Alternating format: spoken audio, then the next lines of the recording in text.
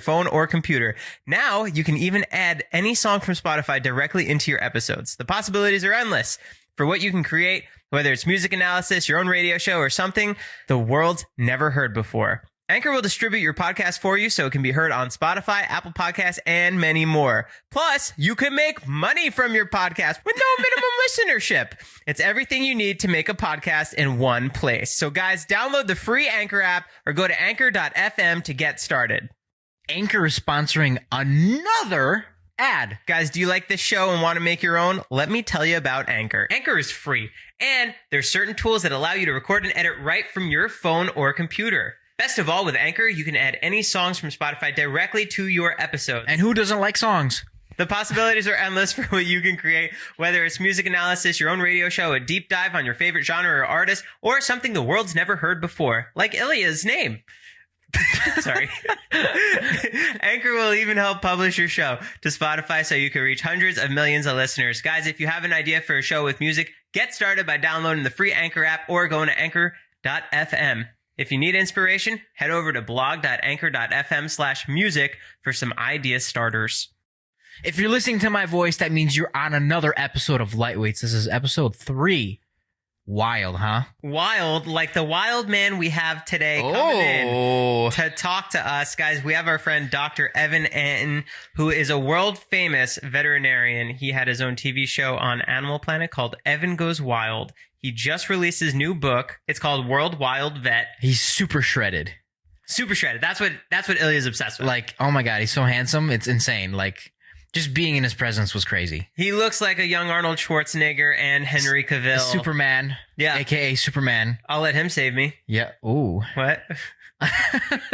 No, we talk about animals and his experiences. He's been all over the world, traveled all over the world, and he's helped tons of different animals. He's working on the black rhino in Africa, trying to save them, and he's just an all-around great dude. Unlike Ilya. Sorry, I don't know why I stalled. I was like, wait, what? You had to think of that joke? Okay, here we go. Lightweights. It is really cool how we were watching him on Animal Planet, and now we're fucking sitting in his living room. Yeah. Oh, yeah. That's really, awesome, man. Really dope. Yeah, if you want, what's your address so that other people can experience this? Yeah. No, man, dude, I like to this day, some of my favorite things I've ever done, you know, on camera have been our videos, dude. They're so fun. Like, I want to repost those. They're so funny. My whole family, dude. I don't know if I told you this. This cracked me up. So the first videos we did one where we neutered you. Just for reference, Evan and I used to make YouTube videos together. Like 2 years ago, we would meet up like every other week, and we like knocked out a bunch, and it was so much fun. Wait, like what kind of YouTube videos? Like comedy? Comedy. We incorporated like comedy, veterinarian. Like it was just really Joe fun. would cut them down so I could throw them on Instagram too, so we can get the point across in under a minute for them as well. Gotcha. And so we did one where we pretended that Henry was Joe's dog, and as far as Joe thought, he was coming over to neuter Henry.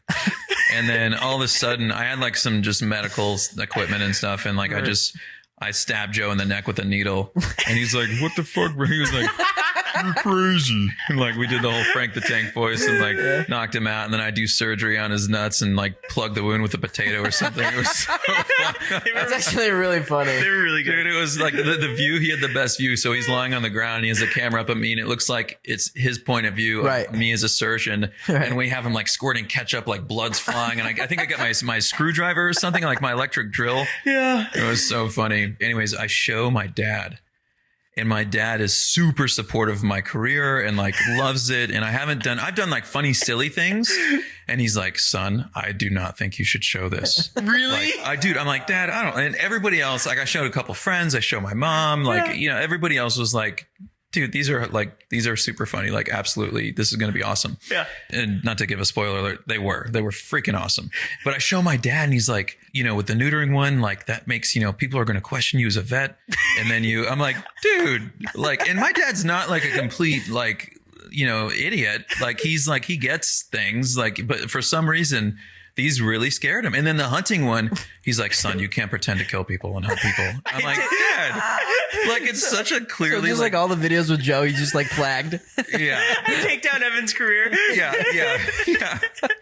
It was like his secret mission or something. No, it was so I don't know if I told you that, but it was like the funniest thing. I'm like, he was adamant. Yeah. And then I posted him and he was like, oh God, and then like the next day he's like, I don't know what I was. You were right. These are awesome. Like, and people, hell yeah. people clearly love them. Like he saw the response, he reads the comments and like, he's always checking that stuff out. He loves it. I don't want to just point it out there, but we did the YouTube videos and then Evan got a show on Animal Planet. So it's almost like there's a connection that, so you're saying that you kickstarted Evan's career.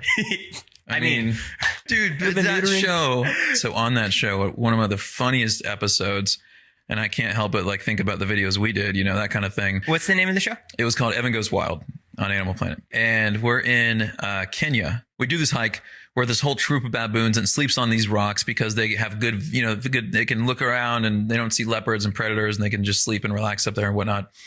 And one of my camera guys picks up on this subadult male baboon, then just starts masturbating and like right. Your camera guy? Yeah. Wait, yeah. Our C cam is watching a baboon masturbating. Oh, I thought you were a camera guy. Yeah, oh my God. Come on. Why would the camera guy be masturbating?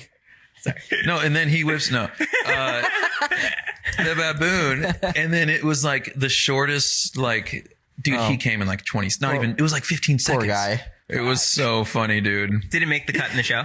Dude, that was in our intro. Really? For every episode. The episode would go, and then the very end was like the last stroke to nut.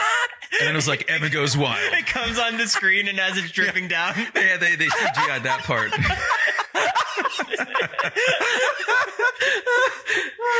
What's your favorite species? Man, I grew up and I was like obsessed with like dinosaurs and reptiles and crocodiles. Dinosaurs are real, right? What do you mean? Like they existed? Oh. You're fucking with him, right? No, I did want to ask that.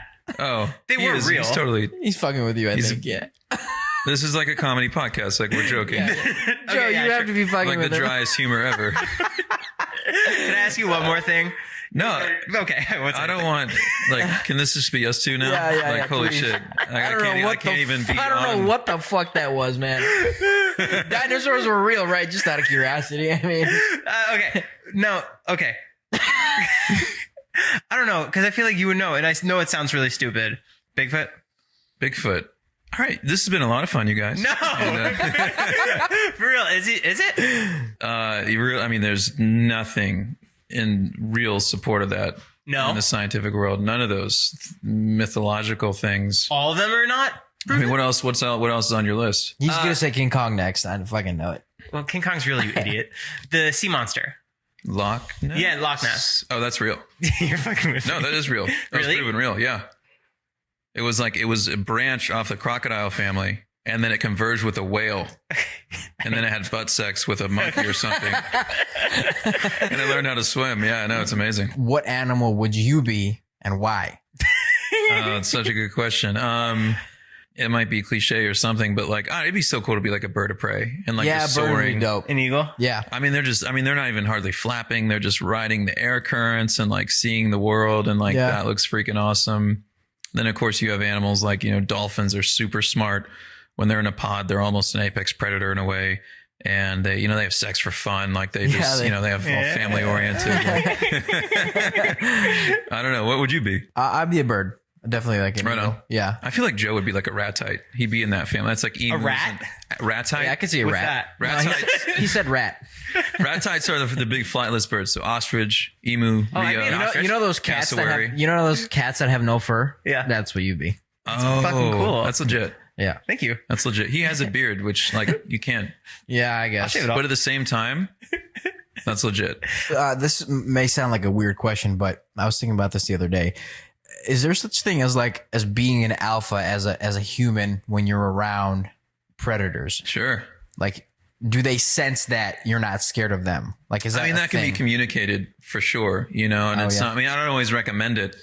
Right. But in some, I mean, they say for No, Joe, some- you're good. Go up to the grizzly. I mean, that's one where they say like, no, I mean, that is one where they say like, Yeah. be as big and scary as you can for those kind of animals. Right. I mean, a grizzly bear could easily be like, bro, come on. Like, I'm literally going to rip your spine out of your body. But like, there's some species, it's better to do that. Others, it's better to not do that, and it's like, it's inviting danger. I mean, you go do that to a Cape buffalo, dude, you're going to die. I was talking to Joe about this earlier, and you had your shirt off in one of the in one of the episodes or whatever, and I was like, how the fuck is he so ripped? So you got to give me a run because I'm trying to look like you. You got to give me a rundown. Can I just say, Yeah. you look like Henry Cavill, Superman. Shredded, jacked, awesome. Like, it is what it is. Right. Every time I meet Joe's friends, they tell me about how he's talking about me with a shirt off. Yeah. I'm like, it's I pretty really flat. thought Yeah, he brought it up to me. we were homies, and I have nothing against it. But it's like he's just got to be more honest with me sometimes. Right. You're shredded. What do you want me to do? Yeah, no, I mean, thank you. I appreciate that.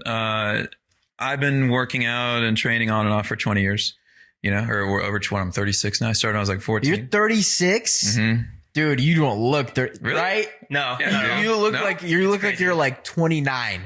20, I'll take it. 29. All right. Yeah. 29 is like for sure. I'm not even kidding. All right. All right. I'll take it. 36? You don't see the grays here, man. Bro, that's fucking insane. I know. Yo. That's my friend. Dude. I mean, 36 is pretty crazy. Yeah. But like, I mean, I was a personal trainer for a year before vet school. So like I knew how to train pretty decently before that. But then when you really dial in and really get down that mind muscle and all the form and the movements and the, you know, the physiology, the anatomy and everything else that goes into it. And then being a vet helps with that stuff too. Like I'm learning about mostly vertebrates. I'm almost in vet school. It's entirely vertebrates. Yeah. But training, I mean, weight training. I mean, that's it, man. I mean, that's all. I don't ever do cardio or anything else. No. I'm not anti-cardio by any means. I personally it's not fun to me. You don't have to do cardio, Joe, Changed my life. anymore. Change my life. You ever see that guy Coyote Peterson on YouTube? Dude, I was on the Kelly and Ryan show with him. Really? Yeah, we did this like 4th of July little game thing and like super cool guy. I love his work. Like his whole biting thing is ridiculous and silly and whatever, but like he does get kids excited about wildlife and animals and his overall impact is like, I think super positive. He had like this series on YouTube where every week he would have another extremely venomous insect. Yeah. And he would capture it and he would Have it sting on him. his arm. Yeah. Yeah, intentionally. Intentionally. Yeah. Oh, full Just on. to rate the scale of the pain. Would you ever do that? I mean, Because we have an I'm offer. open to it depending on like Because we have a wasp outside right now. Yeah, right. It's like one of those things, like the Wild Boys, it just looks so fun to me. Yeah. Like I didn't look at it as like, oh my God, this is a nightmare. Like how the fuck are they going and getting bit by these anacondas? I'm like, dude, I want to do that. It looks so fun. Like that was going through my head as a kid watching that. And so it's the same kind of thing with that. Like once you start going down that road, it's like, I don't know, before you know, I mean, not that I would go this far, but you guys ever see that guy? And I do think he means well. I'm not saying the guy's a bad person. I forget his name, but he's like, I'm going to get consumed by an anaconda. Oh, And I'm yeah. gonna put on I don't know. this anaconda suit. And it's like, bro, what are you doing? Like you're putting the snake at risk. From the entertainment perspective, that was the worst night of my life. I remember hyping it up to all my friends, like, dude, this guy's getting swallowed by an anaconda. And I forced everyone together at our house. Oh my God. And we watched it. And this dude, like, every 5 seconds, there's a commercial and he doesn't get swallowed. No, that's a bummer. He was getting squeezed on so hard that I think and I don't know if the suit really couldn't manage it because he had this like apparently high tech, whatever suit that could prevent him from getting completely constricted. So these snakes squeeze so hard, they don't just make it so you can't expand your lungs and breathe. They make it so they're actually occluding your vessels. You're in such a tight squeeze that your veins and probably some of your arteries even are actually pinched shut. Like you go into like a heart failure because your heart can't pump the blood forward because the blood and it's not receiving blood because of the way your veins are being squeezed. So it's like, it's probably like being have you ever been passed out when you were a kid? You guys ever do that kind of thing or you seen that? Yeah, we always choke each other out at night. What? Oh, you know what I'm talking for real. Have you guys ever seen that kind of thing? Have you ever been? I've never. I know it, but I never did it. Okay. You bend over, you hyperventilate intentionally. Oh, no. You do that exactly. And then you stand up and then you put like a gentle pressure, like on the neck, like here on both sides. So they come in like this, like a V shape, like doing this with both hands. Somebody else does. And then you just drop, you just like pass out. And then you wake up. Anytime you like get passed out or knocked out unconscious, you like don't know. You're like, what just happened? You like have a weird dream and you wake up and you're like, what are we doing here? Like, why am I on the floor? It's like, dude, we just pass you out. Anyways, that's like what snakes do. Do you want to do it? Do I want to do it right now? Yeah. Fuck no. Okay. I was just Do you asking. want to do it? No. You shouldn't do that here. That's probably not. Like, Fucking I have to ambulance be comes? so like paranoid about stuff, but you guys should definitely do that. Dr. Evan, should do it? Dr. Evan No. You're not hearing it from me. No. We should do it, but not from Evan. I'm not telling you this, but you should definitely do that and record it. Dude. You want to talk about your book? Dude, I'd love to, man. Yeah, absolutely. I mean, it kind of parallels some of the things we've talked about. Yeah. So World Wild Vet, it's We have a like, copy right here. yeah, I'd love for you to sign it. I would love to sign it, Oh my please. God, I'm so excited. Basically, it's like a collection of my adventures and stories and just like my evolution from being this like crazy wildlife enthusiast that was down to do whatever I had to do to get into my parts of the world that had my favorite habitats and wildlife. Yeah. So like, Oh, sometimes you have it's pictures. crazy. Yeah, there's a little picture. Oh, insert. I'm in. I could read it now. Yeah. Yeah. No, there are a lot of cool pictures, actually. You'll be able to see how ripped he is in these photos, too. It's pretty cool. That's all you're focused on. But yeah, it's like the first section's more about that, just like getting myself out in the wild. The book itself, when you're reading, it's a super easy read. It's, there's happy moments and sad moments and funny moments and scary moments. And I've had some close calls and Have you ever almost been bit by a snake? Like a venomous one? yeah, Really? been bit. Shut up. No, I'm not kidding. I talk always- about it in the book, dude. I know always- chapter 3. Oh, you saw? Okay. Yeah. Yeah. Really? Oh, I was Oh, like- that was just a good guess. I couldn't tell if he was like, because his surprise was so like legit. I'm like, Yeah, you're a yeah. good actor because it was like chapter 3 or something. I can't remember and it was like a side note to one of my travels. Uh-huh. Okay, when I was a kid, I was always looking for snake stuff in my backyard. I saw my first copperhead in the wild, and it was like a pretty big individual. It was like maybe 3 feet. Like they don't get much bigger than that, but it was pretty hefty, like for a copperhead. And I was like too excited to like not take it home. Like I had to like, no, I knew I wasn't going to keep it forever, and I didn't want to. I just wanted to appreciate it and look at it every day and just like obsess over it. And it's a super ridiculous thing to do that. It's a horrible idea. But I was young and dumb, and so like my love for wildlife was beyond my rationale. And so I took this guy home, and then one late night, I was hanging out with some friends, came home pretty late, and I'd noticed the snake. It looked like it was going to be shedding soon. Like with a snake, they shed all their skin at once. Like all these animals that we've talked about shed skin. We shed skin, but we just do it in like tiny little amounts, but snakes kind of do this one big shed. So it helps for them to get a little bit of humidity and some moisture on it to just help, it can potentially help facilitate the shedding process. I put it in my bathroom sink. I put down the plug and like fill the sink up with some warm water and just let it slither around and just get some good moisture and get a good bath. How big was this? I mean, dude, it was like a little under 3 feet, probably like pushing like 3 feet, like a pretty good sized copperhead. Like he could get out easily. Oh, for sure. But I had my hook. Like if he got out, it wouldn't be a big deal. He couldn't like fit in any crack in the wall or something. That's what, he was not like a tiny animal, and the bathroom door was shut. And so I'm just like looking at him, and I just didn't realize how close I was to him. And I'm just like appreciating him and admiring this beautiful snake in my sink. And I know it's like the most ridiculous, like nobody's going to take me seriously when they read this, but it's like, I feel like I've done so many good things since then. I can say this now. Yeah. Anyways, dude, he just fucking snags me in the nose. Oh my What? Snags me on my nose, like right here. And I'm like, oh, okay, this changes things. If Evan. I was going to describe the feeling, it felt like my nose was being inflated and hardening at the same time. It was like this concrete balloon feeling. Are you able to breathe at this point? 100% able to breathe. I get in my car. Oh boy. It's like 4 a.m, like super late night, just like kind of hanging out with my copperhead. And then I drive to the hospital, which is typically like 15 minutes away. Walking, I'm like, hey, I've been bit by a venomous snake. I've been bit by a copperhead on my nose. Like, I need to get, like, can we get me to anti-venom immediately? And I hope they had it there. They didn't. So they like emergency ambulance me to KU Med, which was like in downtown Kansas City, like not crazy far away in an ambulance. We got there in no time. And then they put me in a room, and they're giving me anti-venom, and I got fluids and pain medication, all that stuff. And they're just managing it. Are you panicking? Yes, but maybe not as much as I should be. I felt like I was in good hands. I could still breathe. I had no idea what I looked like at this point, and that would have changed things. And by that time, I've had my mom called, or I called her. I can't remember how we got her in. And I mean, she still describes it that my face was like the shape of a basketball. It was completely rounded. It was huge. And I saw a picture, and she says the picture is about when it was about 50% as bad as it had gotten. Wow. And it's bad. The picture looks pretty bad. It looks like I just got like slammed by a bus in the head, like in the face. Like I'm just like completely swollen and just ridiculous. But apparently it was worse. Anyways, shortly after she comes in, the doctors are like, listen, this is really bad because of where it is. They're like, if you can't breathe, you let us know. Like, we need to know immediately if you can't breathe. Looking back, if I couldn't have been able to breathe, they would have done what's called a tracheotomy. And it's where they literally perforate a hole exactly right into my trachea. God. Right there, assuming that the inflammation swelling didn't extend to that or beyond that, which I think was a fair to assume it probably wouldn't go that far. I think they did that on Snakes on a Plane. They had to trach somebody. Yeah, it's a very accurate snake movie. What was it called? Tracheology.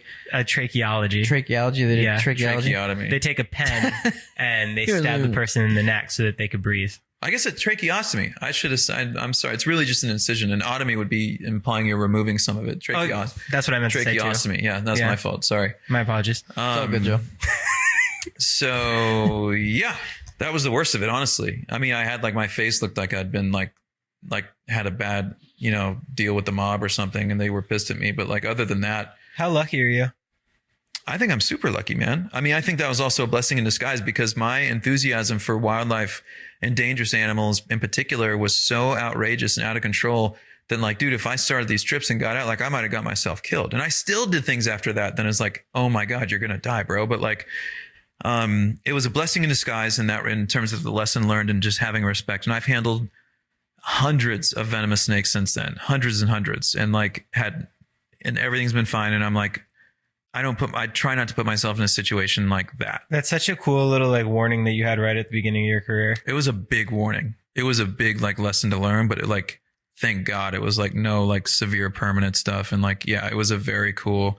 I mean, somebody was looking down on me and thinking, I want you to work with animals, but dude, you're going to screw this up if you keep up this kind of stuff, There's a picture of you with like gorillas. Are you just staring at them waiting if there's a moment that you have to back away from them?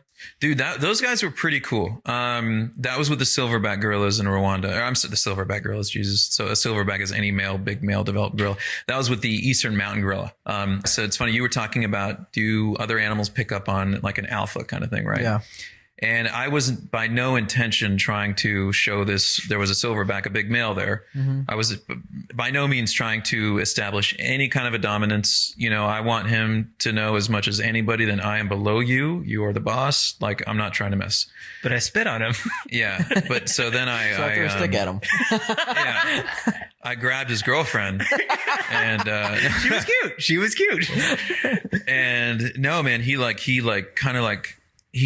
didn't like full on charge me to like get right up in my face, but like out of nowhere, he would just be looking at me, looking down, looking at me, looking down. He's eating grass and hanging out. That's crazy. Looking at me. And then all of a sudden, man, he just got up and just like took a few steps at me. And the guide, I had a guide there and he like pushed me off to the side and I like turned around. And I was same kind of thing. Like I'm trying to show him submissive. So I'm trying to like hunch my body, look over my shoulder just to like see if he's still kind of going after, but I want him to know like, bro, I'm not going to hurt you. And the gorillas in general, they're not like they're not an aggressive primate species. Some are much more aggressive. Like it'd be scary to be that close to a wild chimp. Could you have taken him? I don't know. I think he could take a gorilla. No, dude. I think Evan could too. Yeah. I mean, if we were there, if you and I were there, like to back him up, maybe he's got the gorilla on his back and like we're kicking the gorilla, like we're kicking the legs of the gorilla, not the head. I don't want to kill the gorilla, but yeah, I want to let him know like who's boss.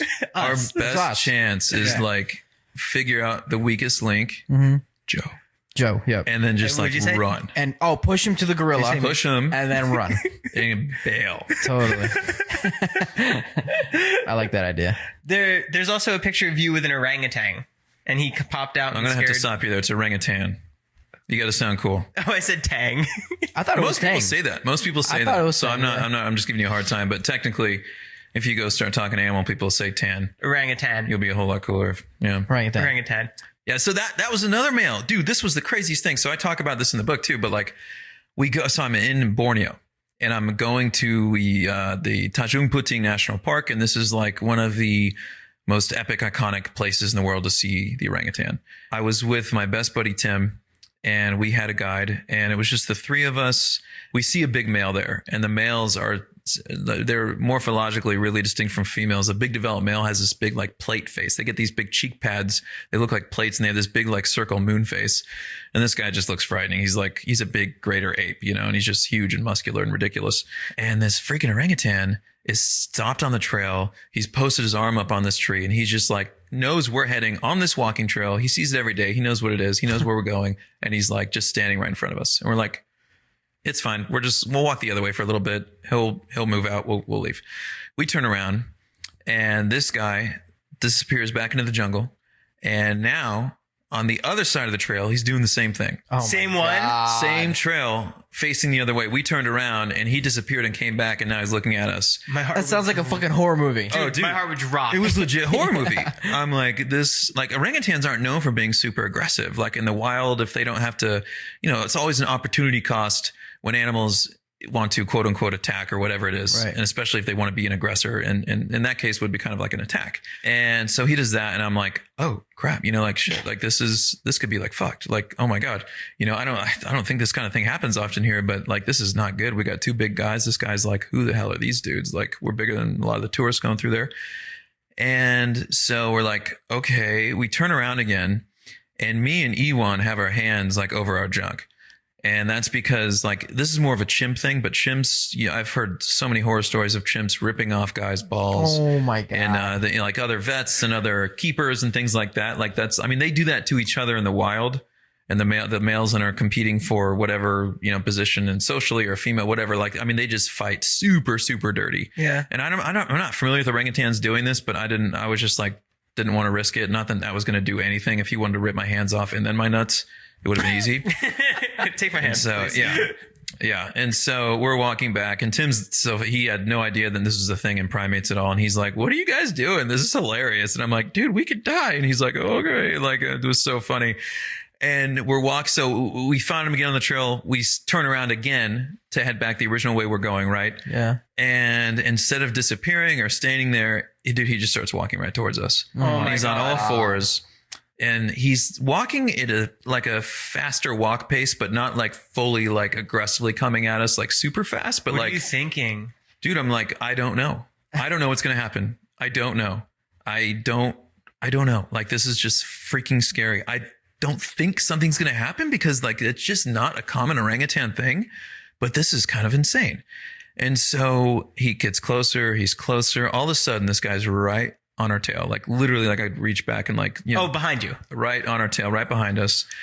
And he just keeps walking and he's looking at us and he's looking down and looking at us and he just walks right past us and then continues on. It's like he had to see what we were up close and get a better gauge and see that we're not doing anything to show aggression to him. Like we're not making eye contact. We're not trying to look big. Like I got my shoulders down. I'm just covering my nuts, trying to be a smart guy and walking away. And then he just walks past us and that was that. So you were covering yourself to show that he's the dominant one. No, that was more just like I didn't want him to rip my nuts off. But again, I couldn't have.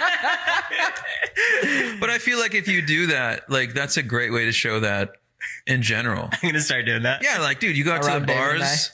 Some Just cover guys your get in your nuts. face. Just stand there and droop your shoulders. Don't make eye contact and put your hands over your nuts. And I feel like you'll definitely like de-escalate the situation. Pretty fucking badass, man.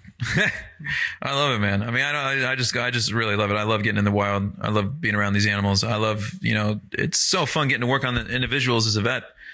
And then it's so fun to promote their conservation on a bigger scale with other people that are really in the trenches and, helping the wildlife and different species or different habitats. It's super fun. Well, where can everyone find you? I think it's the easiest place to find my work is probably on Instagram and like Facebook, like At Dr.Evan. Dr. Evan Antin, EVAN ANTIN. But usually I'm posting everything on Facebook too. Guys, Evan's book, World Wild Vet, is available everywhere now. Go check it out. Thanks for coming on, man. If I'm honest with you, I thought a grizzly bear. I was going to answer the front door, but it was just you. So I should have just had some skull and like mess with you guys. If it was just Joe, now I know you. So next time you come, right. I don't want to come at you too weird, but next time, hey, thank you guys so much for having me on, man. I love just chatting about this, chatting animals and having some fun and hearing Joe's fucking questions. Learning about dinosaurs. Yes, they are real. Because my girlfriend's going to get me a T-Rex tooth, I think, for my birthday. Dude, do it. Right? Yes. That's pretty fucking insane. And a megalodon tooth. Get one of those big megalodon shark teeth. Yeah? The shark teeth? Yeah. Carry that around my neck. Oh, dude, you have like a big 3-inch long shark tooth. Yeah, I really want to I might actually have a hint of respect for you if you do that. Oh my God, I'll get 3.